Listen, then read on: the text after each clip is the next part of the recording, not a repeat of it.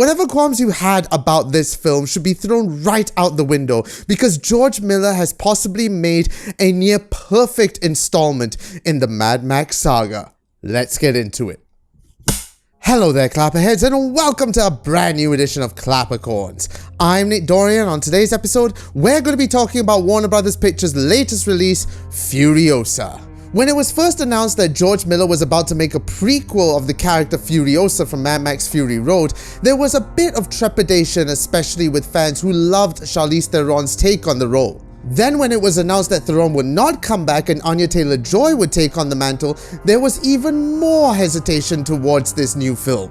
But we should have had more faith in George Miller because he has delivered possibly one of the best Mad Max films next to the original. In fact, I might say it's even better than the original. Don't kill me, Mad Max fans, it's just an opinion. Now, it goes without saying, Furiosa tells the origin story of the titular character, following her childhood journey all the way up to her teenage years. And on this journey, young Furiosa eventually falls into the hands of a biker horde led by the warlord Dementus. Hungry for power, Dementus eventually starts a war with the Morton Joe, and Furiosa finds herself in the middle of this battle while trying to make her way back home. Unlike its predecessor Fury Road, Furiosa takes a more story-driven approach. Unlike the big action set pieces and crash boom bang of Fury Road, Furiosa almost reads out like a novel.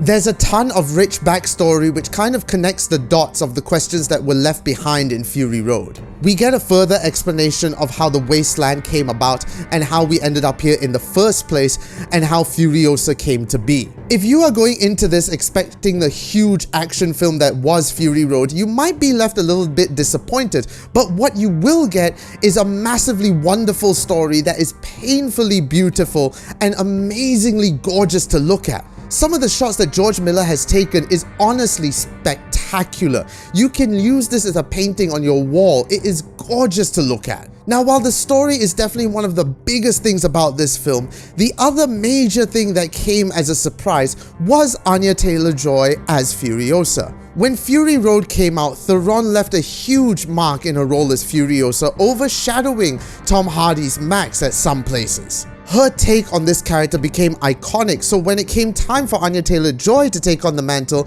there was a lot of hesitation because she was so iconic in this role. But you can put all those fears to rest because Joy has delivered a standout performance in this role. With around 30 lines in the entire film, there is so much eye and face acting going on with Joy that you can feel everything that she is feeling.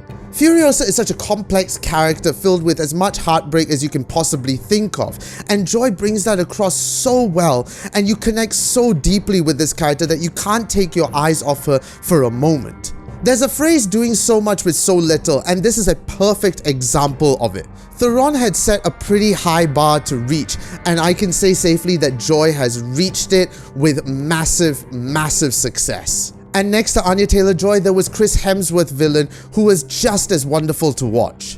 There's such an airhead yet conniving quality to Hemsworth's character that he injects some humor, but at the same time you can't help but hate him and love him all at the same time. You're gonna love his humor, you're gonna hate his intentions, and you are going to enjoy his performance on such a wonderful level because this is a role that Hemsworth rarely gets to do. He gets to shine away from the Thor action movie man kind of characters and really delve into something quite complex. Both of them truly stood out against each other, and it is honestly a joy to see them battle it out on screen. At the end of the day, Furiosa is a film that rarely happens in this day and age. It's a film that takes risks, that takes its time with its story and lets the audience think and enjoy it for what it is. It's not afraid to take its time. In a world filled with fast-paced action films that are just straight to the point and crash boom bang all the time, this is a film that really slows it down. And while there are some great action sequences,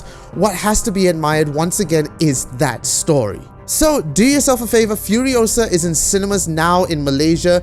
Go and watch it because this is definitely a cinematic event not to be missed. And as always, you can check us out on all social media. It's all on the screen at the moment. Instagram, TikTok, and of course, YouTube. Go and subscribe and follow these channels for more updates. Thank you so much for watching. I am Nick Dorian, and until next time, keep watching the movies.